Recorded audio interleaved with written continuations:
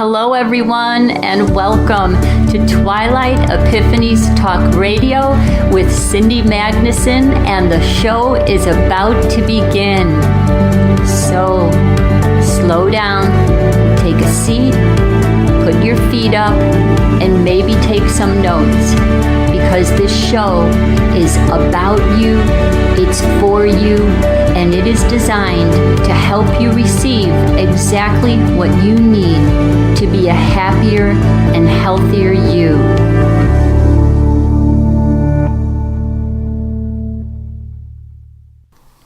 Hello everyone, this is Cindy, and welcome to episode 18 of Twilight Epiphanies Talk Radio, and the sixth show in the series, The Elephant in the Room is Real, What Now?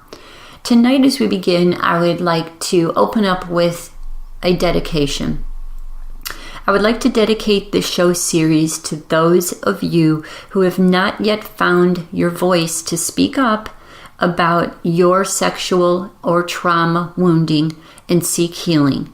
That in listening to the wisdom being shared by myself and the speakers and the energetic spaces that are being held, you are able to find within your own courage and strength to begin your healing journey. Secondly, to those souls, I would like to reach out to you who are still being held in very oppressive situations such as human trafficking, child trafficking, and sexual abuse, who are asking for someone daily, hourly, to hear them, to see them, or to help them. And third, to those souls who lost their lives in great grief and despair where there was no one there for them. It is my desire that these souls know that we do care, that we are here to hear their pain and suffering, and they are acknowledged, that it is our intention and our divine right to bring a light of truth into all of these areas so that they may be healed and integrated. And with that space, I would like to open up again with a reminder of the old African proverb that Danielle quoted when in her talk that was previous to this one. It takes a community to raise a child. And with that, I would like to open up also with words from Stephen Jenkinson, who is the founder of the Orphan Wisdom School, and he writes and lectures about conscious dying. So I'd like to read some of his words about culture and how we need to also shift this focus to our cultural beliefs in general. If you have ever seen a counselor or therapist, you know that the focus seems to go automatically to your childhood and your parents, or to your personal style or lack of it, or to your ideas and your conjured personal myths. It goes automatically to you. At the end of the counseling session, you are released back into the sorrows and consternations, and yes, the madness of the culture that went unchecked a long way towards giving you your personal limp and ache in the first place. In a culture like ours, so unsure of itself, so without a shared understanding of life for its people, there are subtle, enduring consequences that look like personal inadequacy, failure of will, inability or unwillingness to live deeply. But what I've seen over 25 years of working with people convinces me that these problems or struggles are not just bad psychology, worse parenting, or lousy personality development. What we suffer from most is culture failure, amnesia of ancestry, and deep family story. Phantom or sham rites of passage. No instruction on how to live with each other or with the world around us, or with our dead, or with our history. Any counsel worthy of the name should have culture at its core. Counsel well done and honest makes a home for the orphan wisdom of personal life in the life of the world. Beautiful. So with that, I would like to begin with some words about our guest who is coming on tonight, who is Laura Matsue of Matsue Meditations. Laura is a registered yoga teacher and a certified meditation teacher with training in both Australia and India. Her teaching style can be described as a fusion of Vinyasa, Kundalini, Hatha, with a focus on embodiment meditations as well as other Kundalini Kriyas that focus on karmic resolution, energy field expansion, and self-transformation. Laura is a holistic life coach using astrology, psychological inner work, her intuitive gifts, and mind-body practices to assist people in achieving the inner changes they want to make to bring their outer gifts to the world. She is also a writer, having written 2 books. Her first book, called Diamond Vibration, which is a science fiction book, was self-published on Amazon, and that is about what would happen if we left our bodies and were left to resolve our karma using our data in the cloud. A second book that she is completing encompasses her experiences of moving from the city to the forest and then traveling to Peru to learn more about the ancient ceremony practices of the plant medicine Mother Ayahuasca. So both of Laura's parents practiced yoga and meditation under a guru in India in the 70s, and she very much grew up in a spiritual family setting. She pursued a career as a writer and a music journalist, during which time she encountered various experiences over a 15-year span of time of sexual abuse, trauma, and drug addiction. She was sent to see many therapists and psychiatrists who often put her on mind-numbing psychiatric drugs. In 2012, she had her greatest awakening experience, and from 2013 onwards, she started a daily spiritual practice of meditation and yoga, including psychedelics and self-work, in order to unpack the trauma she witnessed over those years. In 2015, she became a meditation yoga teacher, and she currently teaches at the Echo Village where she lives. In the next year, her work will include more projects with her partner, Bernhard Guenther, including workshops on relationships and occult forces. Both Laura and Bernhard will be the guest speakers at the Heaven and Earth Cruise next September 2019, where she will be teaching yoga and meditation alongside his talks, and together they will be doing a talk about evolutionary relationships. Laura is going to be coming on today to talk to us about her own sexual trauma and trauma wounding in her early childhood and early 20s, and she will be taking us through her healing journey and how she arrived where she is today, teaching alongside her life partner. So let's welcome Laura onto the show. Hello, Laura. Hi, Cindy. How are you today? I am amazing, although it is quite cold where I live, so I'm warming up. Finally, the sun is out, but otherwise I'm great. Okay, very good. Well, thank you so much for joining us today and sharing your experiences and your wisdom with us. I'm very much looking forward to chatting with you. So as we begin, let's go back to, you had talked with me also about some of the experiences that your parents had with the gurus who were abusing their positions of power in the community there. So can you bring us into, first of all, a little bit about what you are aware of what your parents experienced? Yeah, so my parents actually were quite rebellious in the 70s. My mom married a Japanese guy, which was very abnormal for like a middle-class Caucasian woman back then. And they ran off to India to study under a guru named Swami Muktananda, who runs the organization Siddha Yoga. So they spent some time in the ashram there, as well as he had an ashram in upstate New York. He had one in San Francisco. So they were really deep into, like, committed to the organization. And my mom actually revealed to me in retrospect, because eventually he was exposed as basically grooming young women and having sexual encounters with them. And he actually praised celibacy, so that went contrary to everything that he taught, essentially.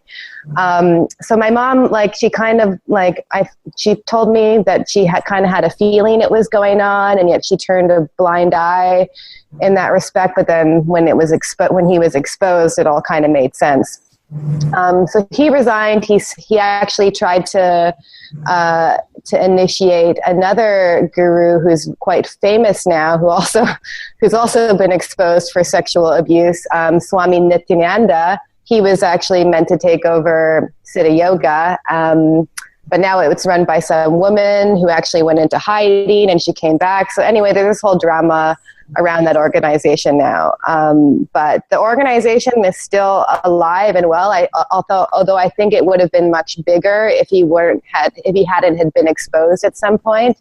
And yeah, my parents basically, like, when I was growing up, I grew up around a lot of, like, Hindu mythology and imagery. We had a picture of the guru there, but they never really enforced the I guess religion or the cult status of the guru on me. Although my parents ended up divorcing and they kind of took different directions. So my dad actually still worships the whole guru idea. And, you know, it's that whole thing where, like, you have to look to the guru for information and the guru knows everything. And my mom has kind of come to terms with any of the spiritual experiences that she experienced in that period were a product of her own doing and weren't because of the guru itself. So yeah, that's kind of the gist of what I know about it. Okay. And so sort of sets up a pattern sometimes because, of course, we're imprinting a little bit. And then you did mention that you also had experiences in childhood that were sexually abusive. Yes. Without going into too much detail, I was basically sexualized at a very young age. And then around age 11, I think it was, a man in a pretty high position of power in the entertainment industry developed a quote unquote friendship with me.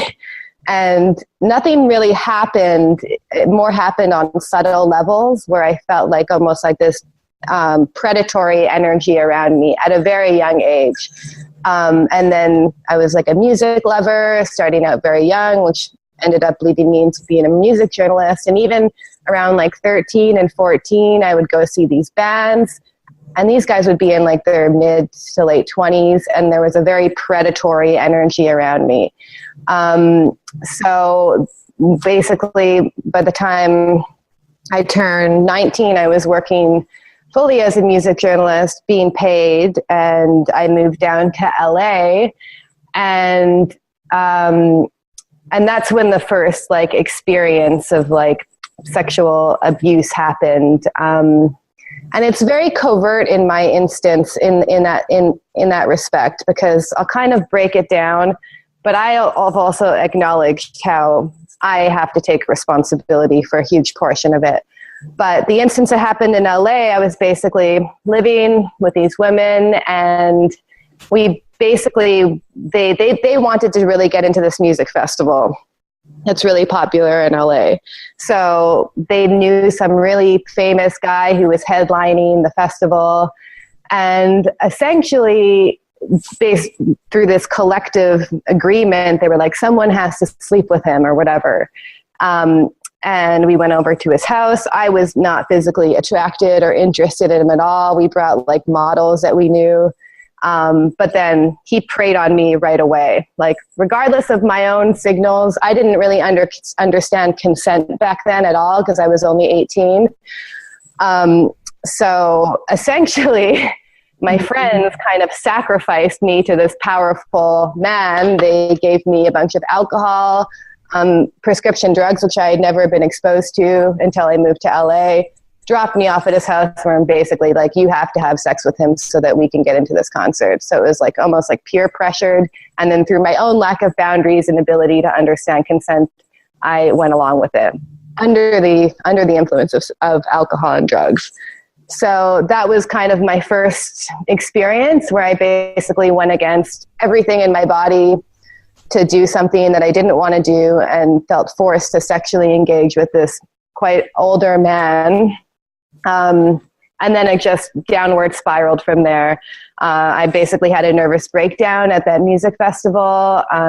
Luckily, my ex-boyfriend was there. He drove me back to Canada, contacted my parents, and then right away I was brought to a psychiatrist who basically put me on like, it was like either 3 or 4 different drugs. I think it was 4. One was an antipsychotic, one was an antidepressant, one was an anti-anxiety medication, and one was one to sleep at night because I was having severe panic attacks. I was like terrified of men, and it was completely unmanageable for me. So that was really their solution to this trauma I experienced.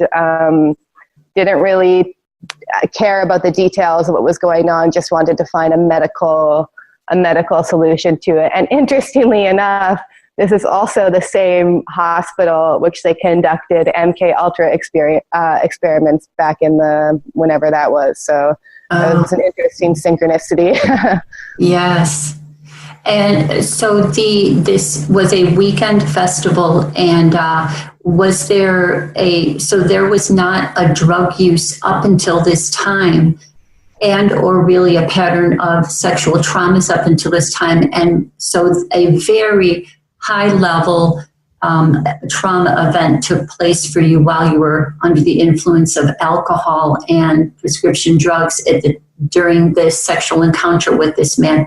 And do you have memory of that time frame? No, I don't have memory of the actual event. I have a memory leading right up to before it. But I do have memory after. It was actually very dark. He had a huge painting of a demon over his bed, for starters. And then if you looked out the window, you could just see the Hollywood sign. So I feel like it was almost like this ritualistic sexual sacrifice without being stated as such. That's essentially what happened. Like I felt like he also preyed on, like, he wasn't interested in anyone who was interested in him. He was interested in like a purity of energy, which he felt that I had. So that's what essentially he tried to take from me. And I just like to also note that there was a pattern like leading up to it as well, like not knowing my own boundaries around men, and I had a predatory energy around me, but that was the turning point when I actually fully engaged sexually with someone who I had zero interest in and did it because of this peer pressure and then the influence of the drugs, which I actually took so I could do it. Sure. So, but this is a little bit of a different type of patterning taking place here, and that you ended up at a, obviously by the trauma that you were experiencing post the experience, that it was something had taken place energetically that put you in a very deep fear space after that. Yeah, I mean, at that point, also my like soul completely fractured, and then it was just a pattern from that point on. Because I think it's interesting. I feel like when you go under experiences of sexual abuse, like I still engaged with him as well, and I kind of blamed myself because I was looking to resolve the trauma with the person who basically perpetrated it, and then it was just and then after that point, especially seeing a psychiatrist, like my drug use like went up by a lot. I was basically, I feel like in some unconscious way trying to kill myself, for lack of better words. I was just in so much pain from that happening, and then it was just a cycle. And then it actually led up to a moment, the second major instance, which was also with a somewhat famous musician as well. That was a very clear instance at another music festival, much later actually, in 2010 or 10 or 11, and I was at a music festival and everyone was drinking, and then he really pressured me to come back to my room after, and I was like, fine, but I'm not sexually engaging with you.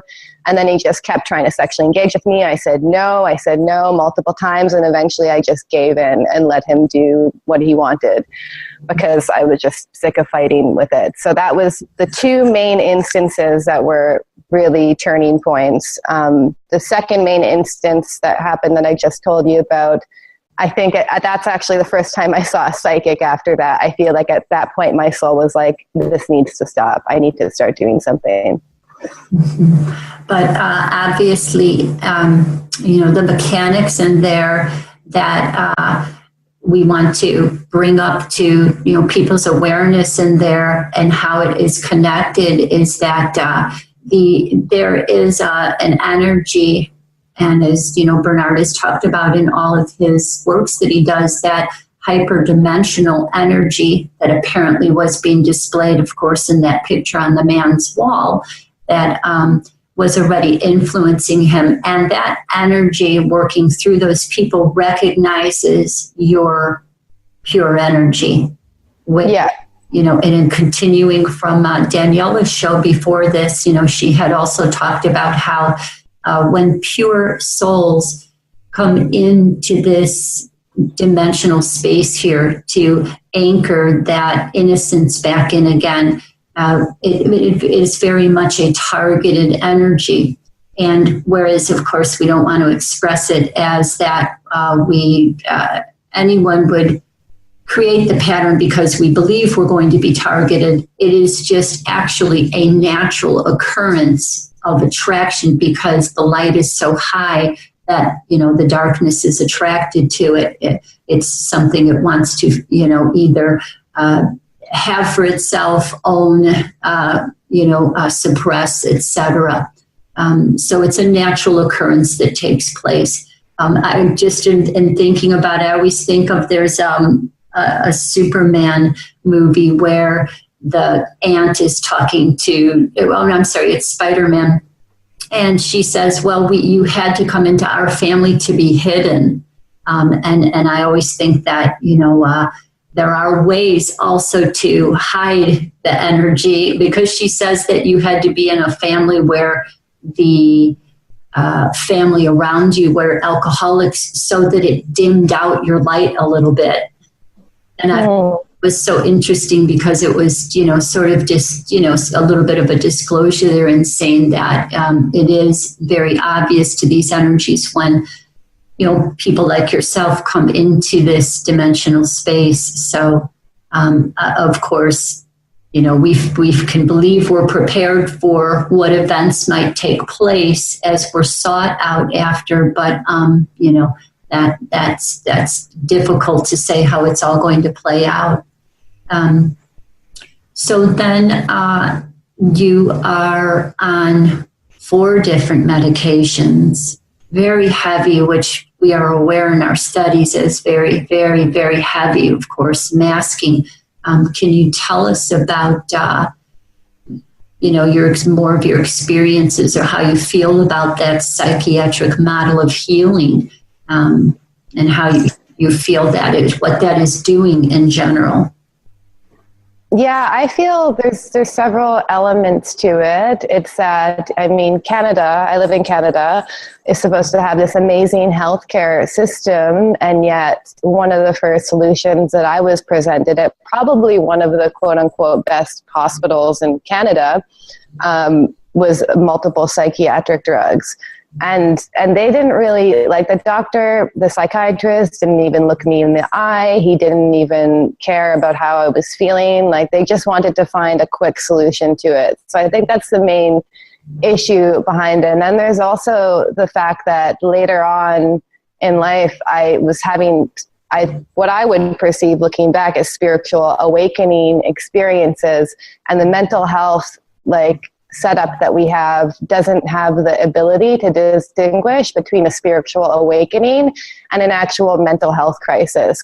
So that's one thing. And then many of the things that we also perceive as mental illness are actually trauma, which they're becoming aware of. But then on a higher level, it's actually these hyperdimensional forces taking into us and acting through us. And this shows itself very much so in schizophrenia. Like my brother, for instance, in full disclosure, is quote unquote schizophrenic, and he has basically gray aliens communicating to him constantly.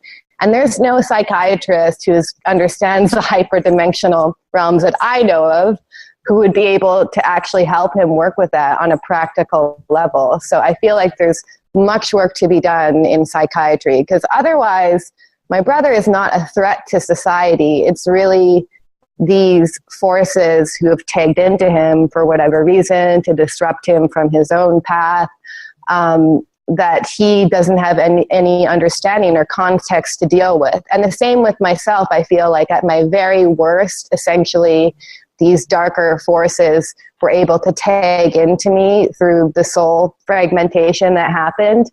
And there's no psychiatrist who can really help anyone navigate that on a spiritual level. So I feel like it's really a lot. I'm not saying every person, there's some people who could maybe use psychiatric medication to kind of level things out in a sense, to make it more manageable for them. But there's also the spiritual issues, which I think there's a lot more room to be understood and addressed. So I think that's my general perspective on it from my own experiences, and also seeing how they've affected my brother, who has one of the more quote unquote severe mental illnesses. Absolutely. Yeah. There are, it's possible that Bernhard may have even posted some of the articles where shamans work with people with schizophrenia, and because they have a better understanding of what's actually taking place. But yeah, as we know, the medications generally are lowering people's vibrational frequencies. And I've experienced clients coming to me who only used, and they were a healer coming to me, had only used medications for a short period of time. And within a 3 weeks period of time, she attempted to commit suicide. Mm-hmm.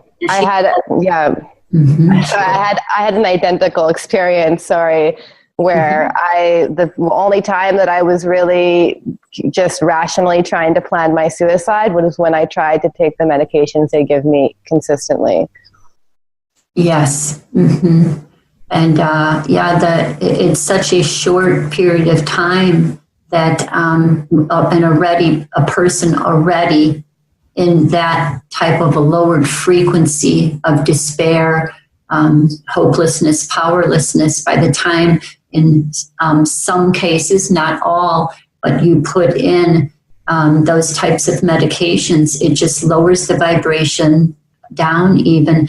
And because of the fact that, the frequencies that we're using in all of our electronics are so easily piggybacked by these hyperdimensional energies. And of course, them being around a little bit more right now and accessible with the veils between the dimensions being thinner, it's very easy for it to get in. And that's, part of this series here. And of course, the work that you and Bernhard are very much involved in helping people to see that it is not common for this to happen, meaning that this is a greater interference that we're experiencing, and very many sad experiences can take place when these energies get into people, and such, either talk someone into suicide or talk someone into becoming a perpetrator.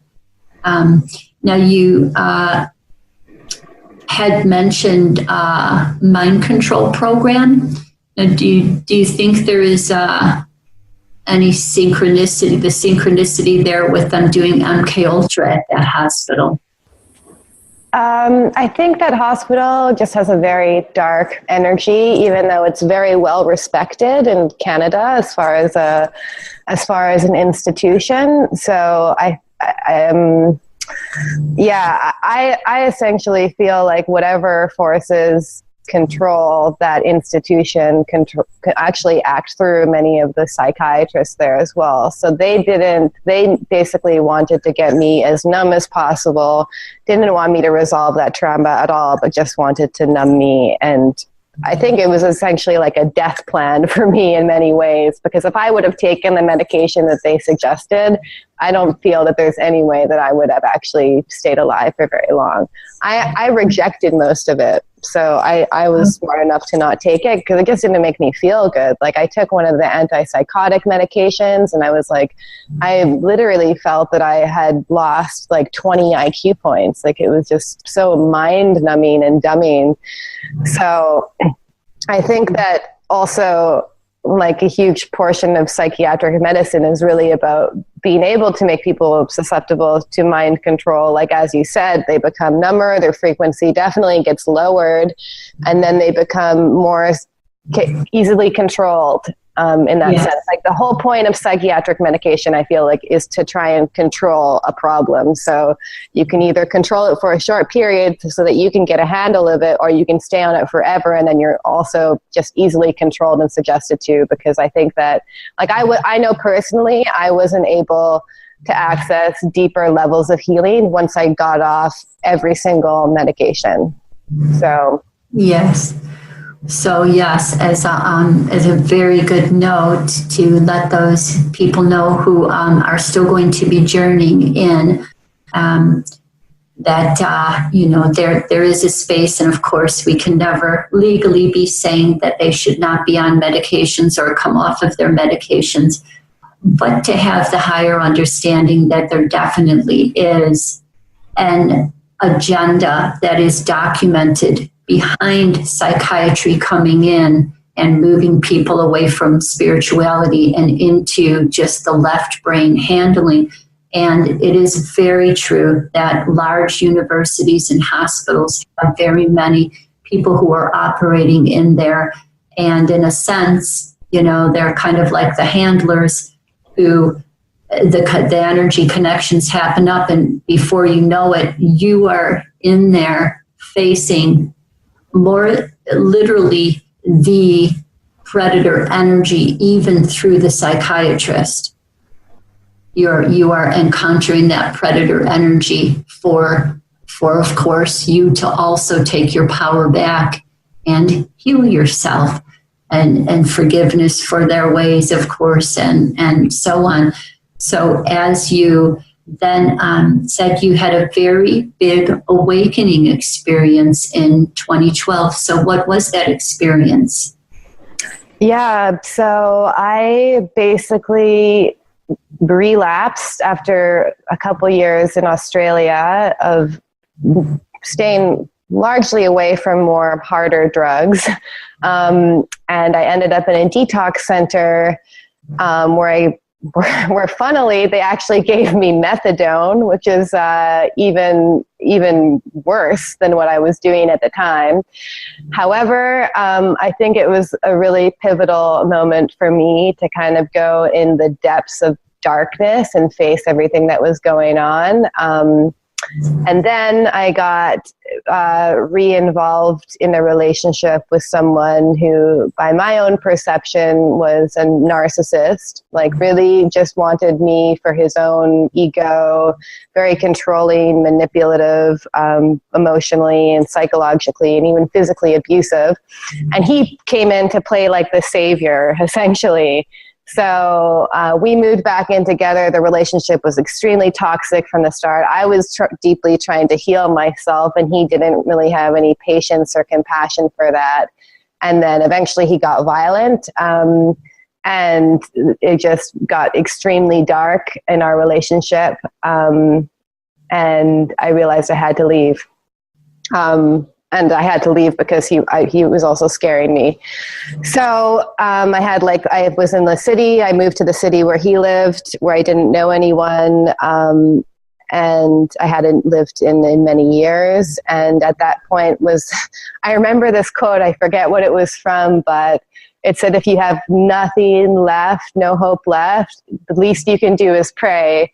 So at that moment, I was not any spiritual at all in any respect. I tried praying, and then seconds later, I got a text from someone who I hadn't heard from in years, being like, "Hey, I heard you're in the city. If you ever need a place to stay, you're welcome to stay with me." And I don't think he expected me to take him up on the offer, but I did. And I was like, and that from that point forward, I even felt like this divine force basically slowly kind of took over me and was able to help me get through to the next stage of my life and being. So that was a huge, huge shift.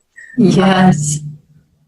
Yeah. And that was actually, it was funny too. Like, I remember it was around that time that they had the end of the world Mayan calendar prophecy. It was right around that time that happened to my own life. So it was like, even like the world wasn't ending, but the world as I knew it was essentially ending from that point forward. So yeah. And then starting 2013, even the end of 2012, I just started a daily yoga and meditation practice. And yeah, that was my turning point.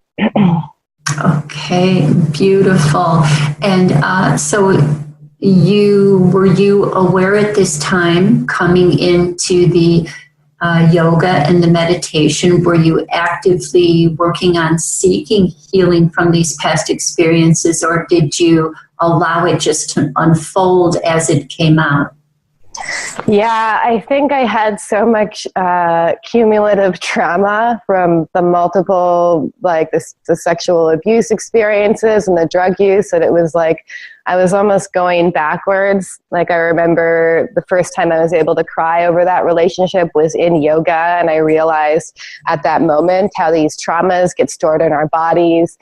And then I kind of slowly introduced myself to meditation after yoga. So I'd only do like a couple minutes at first. And then a few years later, when I started going deeper into my meditations, it's almost like my memory of that period blocked out until I was ready to, I think, handle it on a soul level. And the memories were coming up in meditation. And so a lot of those memories I didn't really consciously remember or realize how deeply they were affecting me until I started getting flashes of them in the meditation. Like, I remember, I think sometime 2014, 2015, I was meditating and I just felt this dark, demonic energy. And then I had a flashback to that first experience when I was in LA when I was 19. So it kind of took me through this multiple year process of unpacking all the things that had happened. Yeah, so it just, allowed to come out with the intent that you are working on healing. It will just simply unravel itself. Yeah, and I do find also I have, worked with a family member with a high-level drug addiction. And coming out of a situation like that, there is only so much that you can do at once. And to allow, the body to simply heal itself as it's able to do is, much easier. So congratulations on, having been able to come off of, those amounts of medications. I've worked with, several different people who have come off of medications under the care of their physicians and myself, and it is extremely challenging. And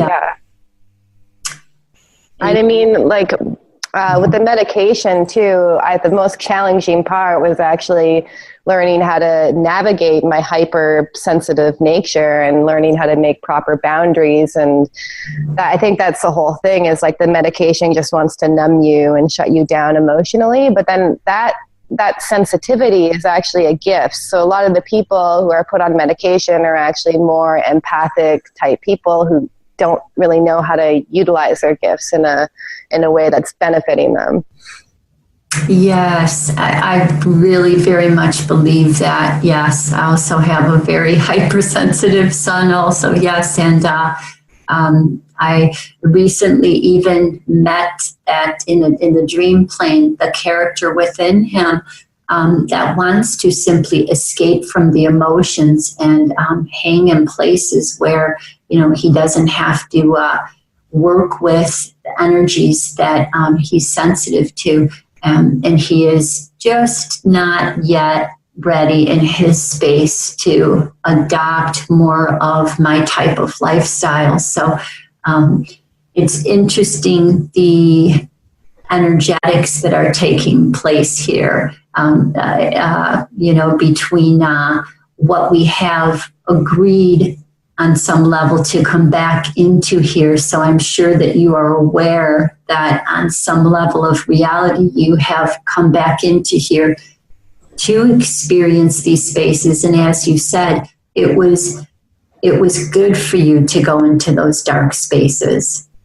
And that's very strong. And I have a great admiration for people who are returning at this time and have gone into these dark places, because they are pockets in other dimensional spaces, as we've talked, earlier, with you about these different energies that, maybe go far back thousands of years, and that they are unresolved spaces. And how can you get to them unless you reach the frequencies of them? So, and of course, that's, in my family member's case and in yours, it was a life and death, potential of whether, you would make it out of there. But a very strong, persevering soul, which is what I believe I came in to help my son through this point and be that anchor that he can always come back to, and, have and rebuild the self altogether. So I have a great admiration for your experiences, and I admire my son for his experiences of believing he can lift himself from there and come back up. But what other way but to retrieve then, to have to experience again. And so you continued in then, so for about 3 years later then, as you were healing. And did you remain close to this friend who offered you help? Did you start to change direction? At what point then did you start to go into the yoga and meditation as a career choice then? Yeah, I didn't. I moved away to another city to kind of start fresh and got a job again and kind of lived a regular life. I actually really went deep into healing my body first because of the toxicity from all the medication and the drugs. So I was like working out an hour a day. I was swimming an hour a day. I was doing yoga and meditating as well. So I really went full on, and then also figuring out my health as well, which is, I think, an ongoing journey. And yeah, I think about 2 years into doing that, or maybe 1 year. I think about 1 year, I realized like how I thought it was incredible. I was like, this is amazing. Like, I had been sent to therapists literally since I was 5 because my parents had a really messy divorce, and none of them could handle some of the issues that I had. But then yoga and meditation, which I started doing just on my own at home, was healing me in these ways which the therapists and the psychiatrists weren't able to get to. So I became a huge advocate in that in my own life, because I realized the power that these tools have. And unlike therapists who can cost hundreds of dollars, this was a completely free way to like access these traumas in my body and start to unpack them. So I actually started teaching meditation after I got some training in Australia, and really light yoga. And then recently last year, I did my full yoga teacher training in India. So, and now I teach here. So that was really that was really the kind of the journey I took afterwards. And then about a year ago, I moved to an eco village, which is great because we grow our own food here, and I live in pristine nature. We don't use any like toxic chemicals on site. So it's really giving me the ability to go really deeper into my spiritual practice living out here as well. So. Yeah. And I think I saw that you had mentioned that you also eat a very healthy diet. Mm-hmm. Yeah. At first, actually, I was raised a vegetarian initially. And recently I started eating sustainable meats again. So just chicken and turkey. And it's been really life-changing for me. I actually, by default, I ended up being a vegan because I have a dairy allergy. So that's actually been another portion of my healing journey, and is being able to eat meat again as a way of grounding myself and my body and for my health, because I was actually experiencing a lot of health issues being a vegan. No matter how many supplements I took, my hair was still falling out and I felt very ungrounded. I had constant anxiety. So I've recently made a dietary switch in the last few months from being vegetarian and vegan my whole life, and now I eat more of like a paleo style diet. So that was actually one of the main things to figure out. I feel that was my starting point, is figuring out, even though I didn't figure it out in the beginning, but really noticing how much foods affected my body and how much what's happening in my body is constantly in interplay with my own consciousness. So that was really the main focus in the beginning. Okay, yes, very nice. I am definitely seeing, there's basically three sides: those who are going to always eat meat, those who are definitely not going to. And then there are a growing number of people that I have seen who are, one of them is a man that I had on the show for he came on 3 different times to talk about plant-based diet, and he had a little bit more of a balanced, open expression towards it, even though he was choosing to still not eat meat. But, he just expressed himself a little bit more neutrally and allowing for everyone to go at their own pace. And while, he is still, demonstrating that we could definitely clear up a lot of issues with our meat and dairy industries in general. But there also is another gentleman who also is coming back to meat, but not even on a very heavy basis, but with the understanding that we are overall consuming way too much meat in general, first of all. And a lot of people like yourself, I'm sure, returning to eating meat aren't going into consuming the very excessive amounts that are way out of balance. Yeah, and I mean, my whole perception on that really changed. I was actually raised as a vegetarian without any of the dogma about it. It's just the way just an idea that was passed from my guru on to my parents, passed on to us.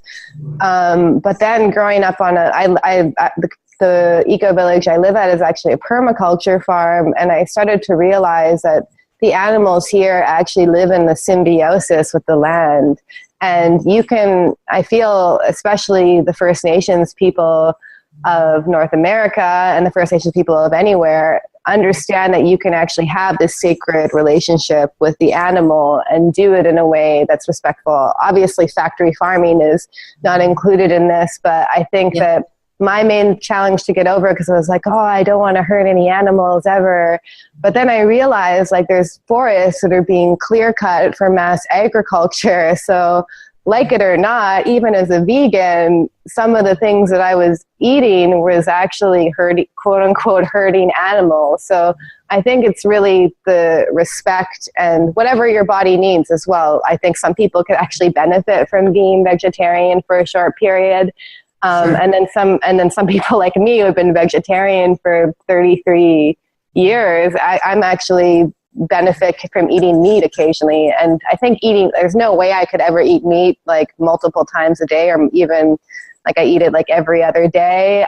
Sure. But I think I think that's a whole kind of wormhole to go down, because I've experienced it recently, and like, oh my God, like I was like, everything that I believed for 33 years really wasn't working for me, and I had to face that. So it's definitely been a big process. Mm-hmm. Well, I'm in agreement with you there. So I'm currently vegan, and but I'm in a very much of a cleanup stage, and but I have very open awarenesses. I allow everyone to talk and express themselves, and as Bernhard was saying in the show with me, I'm not into extremism. I think it sets up energies that are just going to bring more harm in the long run. So thank you for those beautiful words. That was very nice to hear. I know you had also mentioned in regards to when you were working with meditation that you felt you did go into a little bit of a stage where you experienced like a spiritual bypass by overusing your meditation. Yes, I was meditating 2 hours a day minimum, and I do acknowledge that I definitely achieved some states where I lost like thoughts. So it was like some type of samadhi, as they refer to it. But at the same time, I was completely dependent on that meditation in order to be, I guess, somewhat level emotionally. And as soon as I stopped, my issues just came back up with a vengeance. And I realized that I was just kind of using meditation to medicate myself in the same way that I would do with any psychiatric drug or any drug. And I was just using to it kind of escape my feelings. And I wasn't really getting into like the cause of them. So, and I see this happening quite a bit, is like, although meditation is amazing and it can definitely help expand the consciousness and experience these higher states of awareness, there's these mental patterns in our mind which actually need to be understood and resolved, or otherwise they're just going to keep coming up. So no matter how much we meditate, unless we get that point where we suddenly become enlightened, it's just kind of symptom management and not dealing with the core issue. So then I really started reading a lot of books, and I started using meditation in conjunction with psychological self-work. So I would meditate, and then I would have an issue come up, and then I would find the right resource, read the right book, and then I would start making notes and learning practical exercises to overcome certain patterns in my life. So I was using them in conjunction, and then also I realized that when I did this, the meditation actually, even though it wasn't pleasant, it did make me stronger emotionally and spiritually to go into those dark places and be like, okay, let's see what's left over from my patterns of sexual abuse. Like, how is that still obvious in my life, which is a huge thing.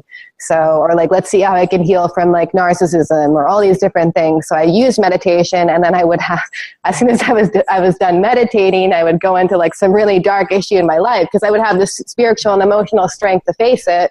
It wasn't enjoyable, but I started using them together eventually. But at first I would meditate for 2 hours. I would feel very disconnected from people, but I would feel like I was in this spiritual state of peace. But it wasn't actually real, because if I didn't meditate for a couple of days, then my triggers would come back up. So, okay, very good point. Very, very good. Yes, that very often, if we haven't trying to escape into something in general, kind of a habit, that we can even take something good and use it as escape. Yes.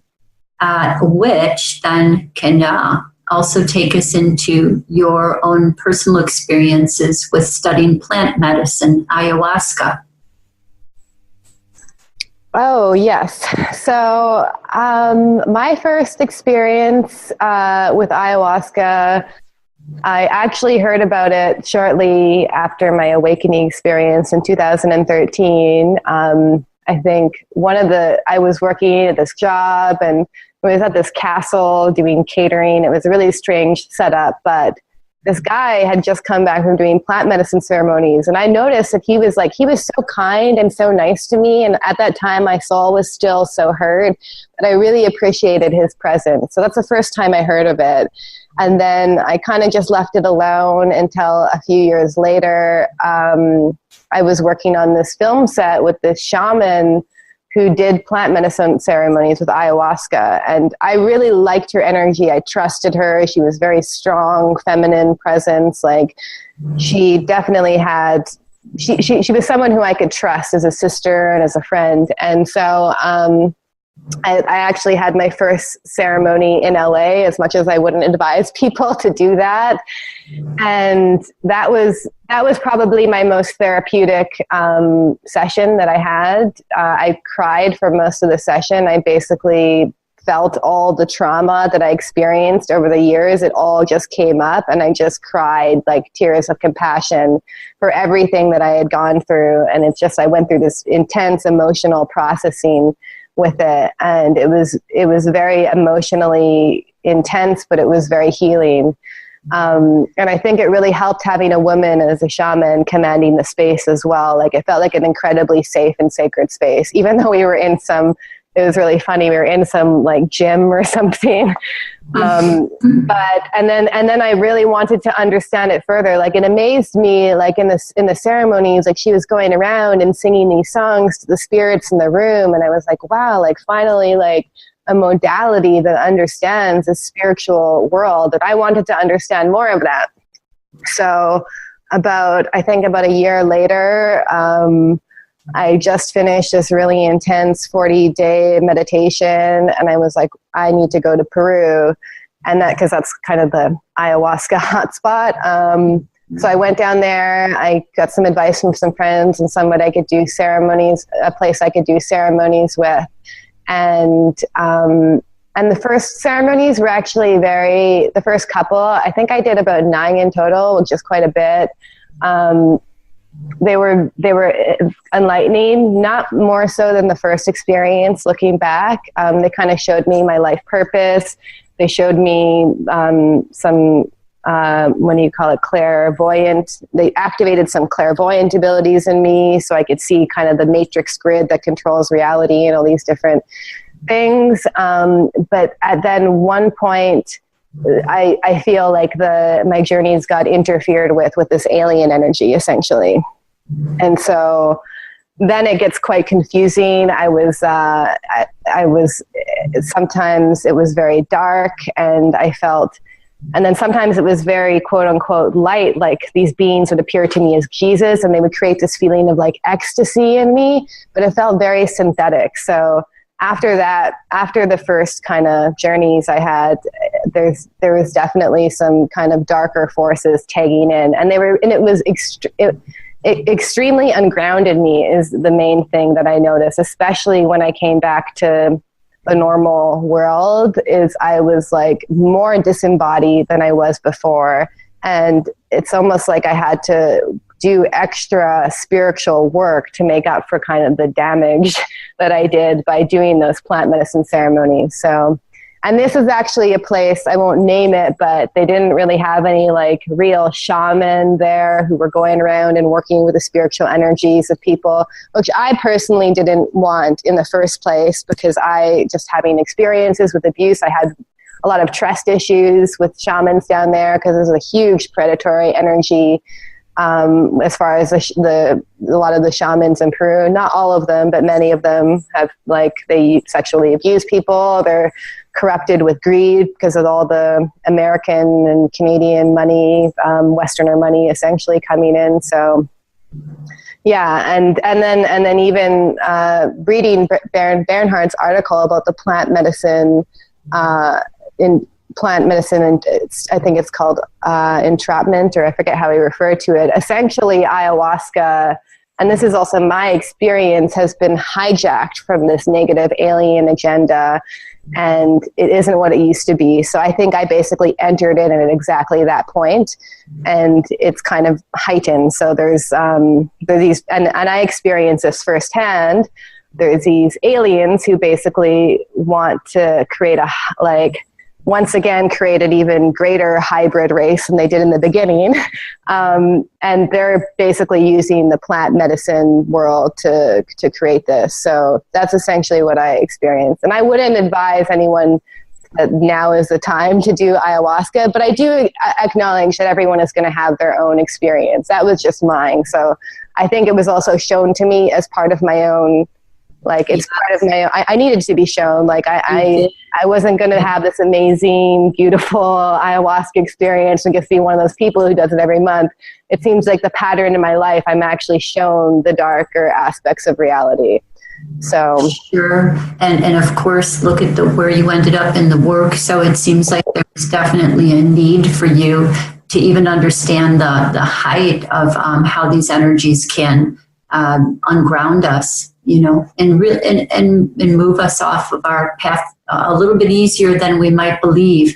So that's a very good experience. My friend Lewis, who was on the show previous to you, has also worked with ayahuasca a great deal, and he is from Colombia. And himself and another person, you know, had contacted me to initially work with me, and after their ayahuasca experiences, because of this ungrounding that can take place. And but Lewis expressed it a little bit differently, and only in that he says that there are some synthetic spaces that do not have the proper plant protection, that true ayahuasca comes with a spirit that's a plant protector. And he said that you will have your own particular experiences in it. Now, I guess that it all sort of goes into, like you said, exactly the energy pattern that took place was that you, in your highest self, also needed to understand this different level of, dimensional interference here. And when you have that firsthand experience and you overcome it as you did, that's very good. But no doubt there are probably different formulas. There are probably different things added, and it's basically a big equation as to who is running it, you know. And definitely, you know, we all have heard and are aware of many people who have sort of lost themselves in it and come back a little bit worse with entity attachments. And you know, how that happens, and the equations, as we know, it's some kind of an equation, but definitely a space that is being misused in many cases, yeah. But had in its cultural purest sense, a very proper space as you experienced with your first healing with her. So that's very beautiful. Yeah, and I was lucky because I also had, like, I did a certain amount of psychic protection around myself. Like, I was aware of some of the dangers that could happen, definitely. And I also had done a significant amount of yoga and meditation. I think the danger with stuff like ayahuasca or any psychedelic, because I know that, I mean, I've used psychedelics medicinally for many years before it became this mainstream thing, as has Bernhard. But I think the danger is to think that this is the solution when it's really, like, I've had so much more profound and grounded and embodied changes through a daily spiritual practice and doing the self-work. And it's like, even if I get to this really high state from psychedelics, that can help break through some patterns, but you're really going to end up right back where you started eventually. So I think it kind of gives you this possibility of what your true nature is, and allows you to reconnect with that true self, which is incredibly healing in itself. But as far as a day-to-day basis, it's not like you can, I mean, there are people who do it, but it's not like you can be doing mushrooms every day or taking ayahuasca every week to clear out these issues. Like, you still have to, you still have to do it on a basic spiritual level through your own work. Yes, very, very good points, and super important to help people to remind themselves of that. Then when they go in, there is not one big solution, and it's always an ongoing process. And you had mentioned that also here in your notes on how exactly what you were saying there, that the psychological and the spiritual practices only take us so far, and then it's practical living. And sometimes people forget about the practical living side of it, the messy practical side that, we come back in. And like you said, healing can happen at any particular space. I've had healing happen in where I was, in some big, more ceremonial type space. But then I've also had my greatest healing happen just from interacting with someone who had the healing codes of having overcome a certain area that I needed to tune into. And it was as simple as that. No fancy bells and whistles. So it's a very, very good point to remind people about. So we had talked earlier about the masculine space. So the toxic masculine and the toxic feminine spaces that we need to bring up, to the surface to understand our responsibility in recognizing these spaces so that we can heal them. You began, earlier even in talking about, some of the toxic masculine spaces that you had encountered. So do you want to talk a little bit more about how collectively we, can continue to identify these and transmute them into higher levels, and how we can recognize, the occult forces that are at play here? Yeah, I actually had a very enlightening session with a medicine woman who comes to the Eco Village, where I basically connected energetically with the energies of the toxic masculine and the toxic feminine in my right and my left hand. And I realized that they're actually the perfect match for each other. So my description on what I experienced in that session of the toxic masculine it was really the prototypical perpetrator. So it seeks to control through domination. It's aggressive, narcissistic, abusive, cold, angry, rageful, extremely controlling. On a psychological level, it's more like a sociopathic, psychopathic energy, and it wants to get what it wants through any means and will take any means to get it. So it has zero capacity for empathy at the lowest level of this frequency. And if it can't get what it wants, it actually seeks to destroy the target. So, and this dark energy is actually the energy that's been ruling the planet through religion and other institutions for a really long time. And then you see it in modern times, industrial times, through male-dominated corporations and politics and just anybody who seeks to destroy and use the earth for its own gain with no consideration for the earth itself. And then on the opposite side, the toxic feminine is kind of the prototypical victim. So it's disempowered, extremely sad, vengeful, controls others in a different way by making them feel sorry for her and therefore bending to her will. And she's also manipulative, quite weak, and because she doesn't want to take responsibility for her own power. So extremely manipulative emotionally. Like the toxic masculine, she also seeks to oppress, except through emotional manipulation, and often expects something outside of her to save her, therefore making somebody else completely responsible for how she feels. And you see this a lot in actually toxic aspects of the feminist movement lately, which also has been completely distorted. I'm not saying feminism is a bad thing, but it's been distorted because people are basically using it as an excuse for their own revenge feelings, and they want to see someone suffer for what they feel was done for them. So when she rises to a higher level, actually, because I went through different levels of kind of raising it up to the divine feminine and masculine, she actually becomes more covertly manipulative. So use sexuality and emotional gifts to lure people in, but it's really about so they'll be in service to her and her feelings. So that was really, and it was interesting because I saw, like, I think it's really important to not personally identify with these feelings, even if we see them in ourselves.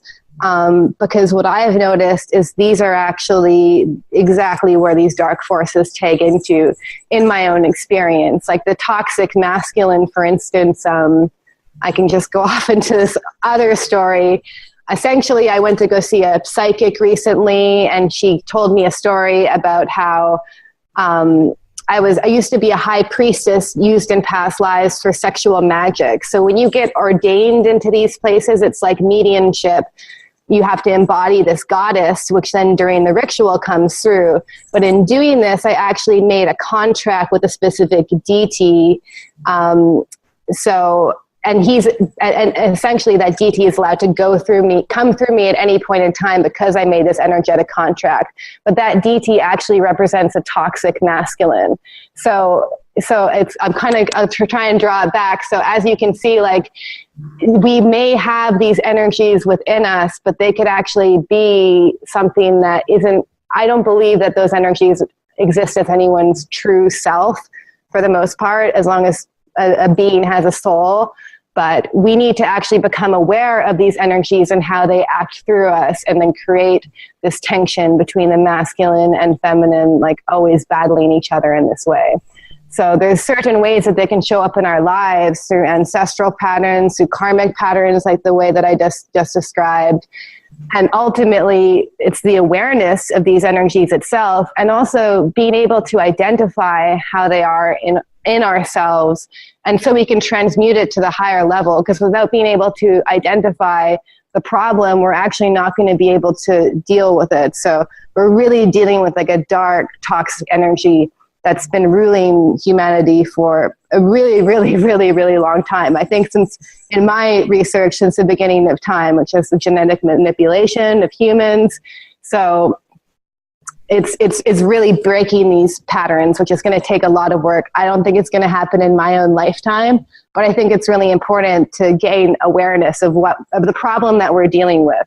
Because as I've seen in myself, the more that I can identify how these energies can come through and act through me, tagging into my traumas, that's their entry point, then the more that I can become conscious of them and stop them, not letting them act through me, and healing the traumas that causes entry points. And then on a higher level, when you get deeper, canceling out any contracts we have with some beings that are able to perpetuate these toxic energies within our own lives. So. Mm-hmm. Oh, yeah. Very, very nice. I love the way you expressed identify, but don't identify. So we identify what they are, but don't identify with them. Yeah, because this was the whole thing with me, is like I felt so much guilt and shame because of the things that would happen to me when I was essentially being taken over by this dark force. And I thought that was my true self. And I was like, oh my God, like I'm like a demon or whatever. And then it was like, it was really, really healing for me to realize it's like also when you look at a traumatized person and you see them like acting out in a rage at somebody, like you really, like that's actually not truly who they are. And as much as we want to like blame them and be like, oh, you're a terrible person, I'm talking for the most part. There's also like genetic psychopaths, obviously, who I don't feel like can be helped. But somebody who's just acting out in trauma, it's like the more that we like blame them and being like, oh, they're just a terrible person, the less potential they actually have for healing as well. So with myself, it's like the more that I personally identified with what would happen when these energies would act through me, I would just feel like, and I knew that wasn't my true self. Like I knew it wasn't, but it just like, it caught me in that guilt and shame frequency, which ironically also kept me more under control of those darker energies. Yes. Oh, very interesting. Yeah, it's sort of an insidious trap to scapegoat onto the feminine then, which also is another show that I also would like to invite you on. I'd like to do a panel discussion on this space where a lot of scapegoating onto the feminine in this guilt so that the feminine takes it on in their belief and keeps perpetuating it that way. Yeah, exactly. Because I wanted to. I think it was like almost a misguided way, being like, oh, if I feel guilty enough, even though I wasn't raised in a Christian religion, I was like, oh, if I feel guilty enough and bad enough, like maybe it'll go away. But that really that wasn't helping me at all, and it was really life changing to just not understand who my true self was, and then see how these multiple occult forces can also act through us and derail us from our true self and our true soul potential, which is ultimately their goal. Yes. This identification awareness is very, very important, because it's such it's a mind control space. Mm-hmm. And I've actually, especially I'm so blessed to have a partner like Bernhard, because we've been working on this in our own relationship, which is actually giving us the ability to being able to help others as well. Now I'm just, through my own process, I'm realizing my meditation practice has definitely helped me, but especially in the beginning, when I still identified with this energy, it would just completely take over me. Like I wasn't myself anymore. But now when I feel that energy enter in, I just kind of stop what I'm doing. I don't allow it to act. I don't allow it to act through me. So maybe that's some good feedback for anyone who feels like at some point in time, through their own trauma, like some other energy gets through them. I think for me, the real thing is to not act, and not to kind of act on the impulses it tries to pull us to do. So, yes, 100%. Yeah, that identification that it's not truly your own desire to be acting that way. And I think that, when I work with people, when they come in and they sit here and they're feeling guilty, and I ask them, well, why are you here? Well, because I want to heal this. Then are you a bad person? Because obviously you don't want to be doing what you're doing. And then it hits them, and that little bit of a process is sometimes so eluding for them to be aware of, that they start punishing themselves and holding themselves back because of, the guilt they have that they're expressing this energy. It is, again, very insidious, and it's difficult for people to kind of slow down their frames of thought in order to catch it. So, and again, that's the space of why I had specifically also wanted you to come on, and you had recently posted something about how one of the gurus was kind of out of balance, and then another guru around him started to breathe properly to remind him to get back in a balanced space. And that was so nice to remind people that they can go into a breath and meditative state before they act on that fast impulse. And I find that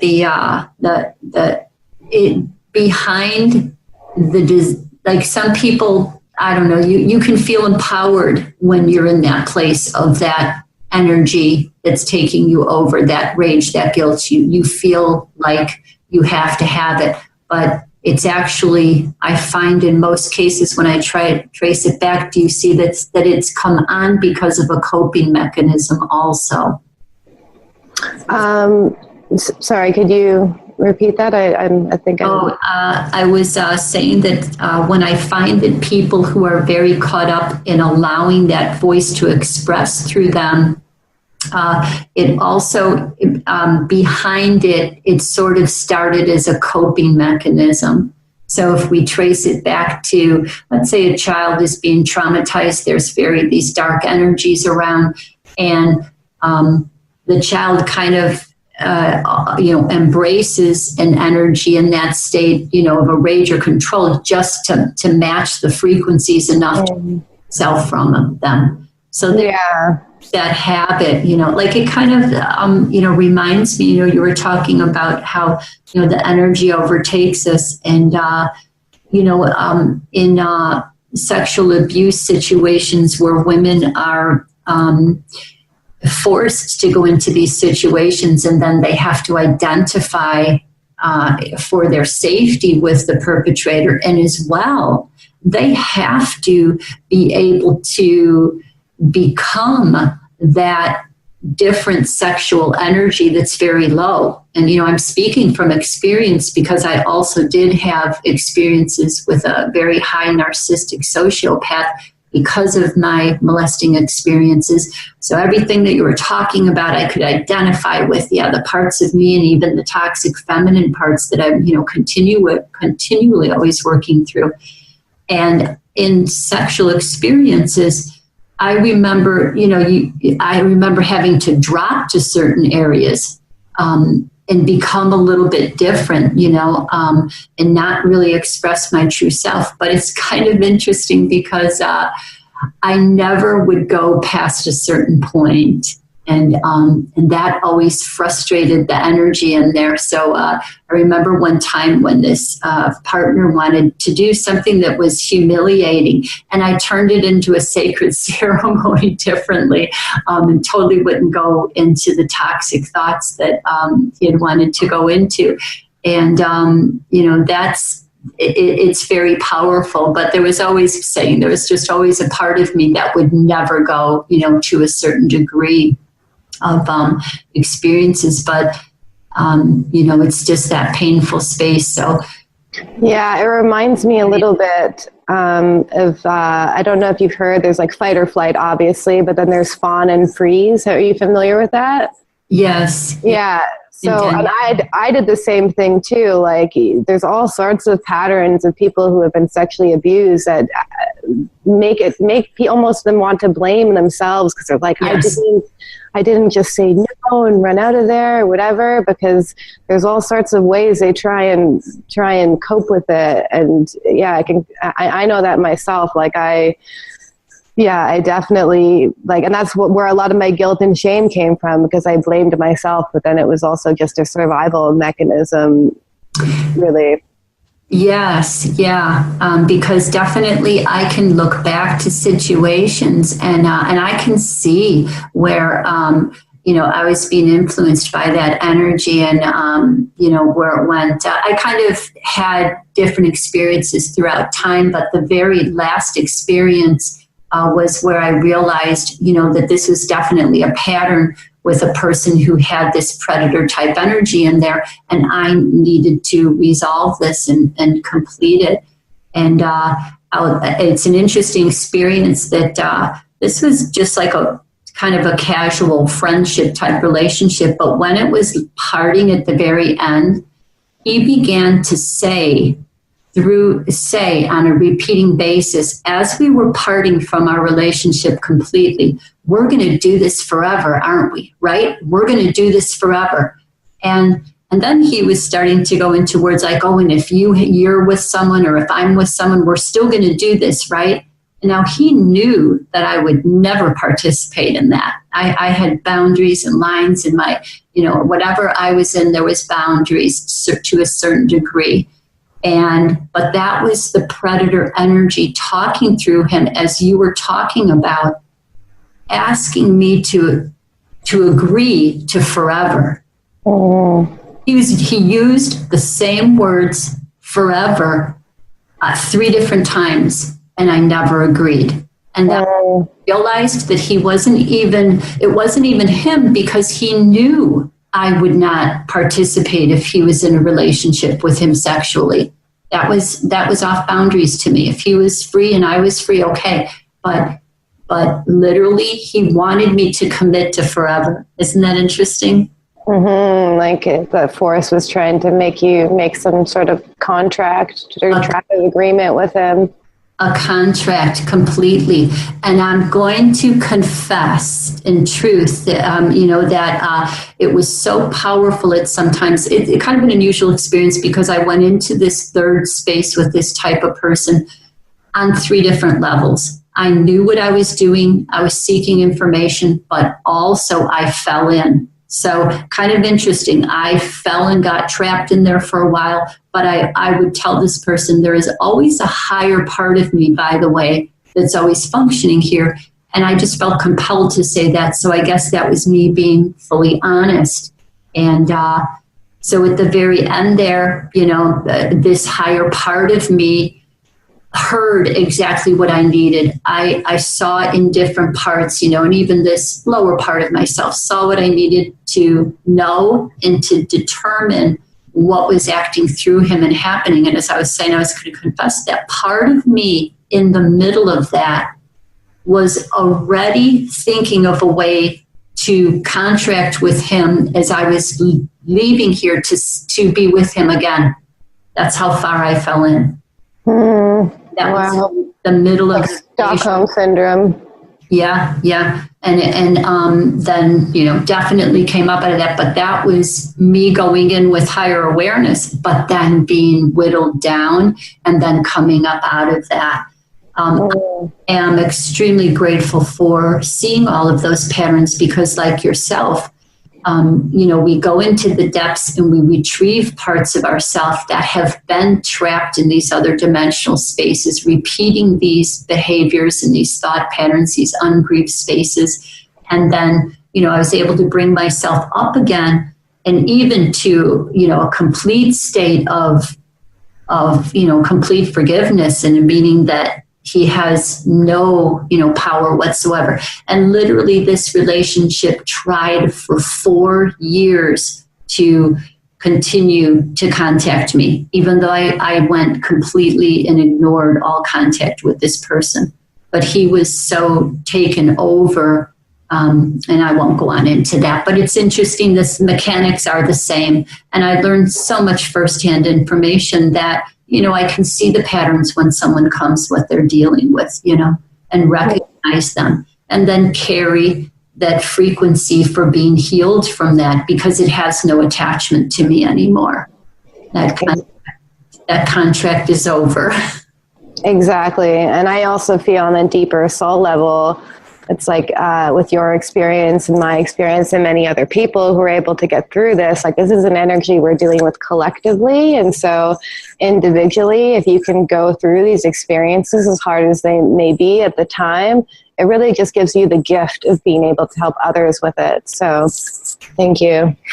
Oh, you're welcome. Thank you so much. That is very beautiful information, very open and raw, and I have an appreciation for being able to, talk like that and have people, not feel so secluded in the types of experiences they've had, that even where we're sitting here in a little bit, a more healed space. I'm 61 years old already. I've had many years of having these experiences. I call it the inner witness, and we've collected all of these, inner witnesses inside ourselves. Some of us who, have chosen to come in and really experience a lot. The master who was the disaster, definitely, but it helps. It definitely helps. Well, we will be closing up the show now. So would you like to give the audience any of your contact information and anything that's upcoming that you would like to share with us before we go? Yeah, and most of my current writing is actually on my Facebook, so you can find me on there, Laura Matsue, Matsue, and then I also post stuff on Instagram, so same name on there. And my website, I'm planning on relaunching it this winter, but you can book a session through my website, which is lauramatsu.com. And upcoming, Bernhard and I are actually kind of organizing some stuff for 2019, so as yet to be revealed, but definitely follow both of us for more information on that. And then we have the cruise retreat, which will be happening in September. So there's a few spots left there. And what else? Oh yeah, also upcoming, I'm helping Bernhard in his webinar, which I highly recommend, especially anyone who is more interested in dealing with the more occult interferences and learning some psychic protection tools and developing some awareness. He's having a webinar next Saturday, I believe it is. It's on the 10th and 11th of November. So you can go to his website, veilofreality.com, and sign up for that. Wonderful. Okay. Well, thank you so much, Laura. And so we'll be saying goodbye, and we will definitely have you on again if you will come and join me. All right. Absolutely. Thank you, Cindy. You're welcome. Okay. Bye-bye now. Bye. Okay, so that completes tonight's show, and next week we will be having on Bharavi, the Sky Priestess, who is going to come on and tell us about the astrological signs in the skies that have foretold of this time when this great cleansing will occur, where we are able to go into these underworld, unresolved spaces, these karmic imprints, and release them so that we're not going to be carrying them forward into this new time frame, this new age that's coming upon us. So thank you all. Have a very beautiful week, and I will see you then at the next show. Bye-bye.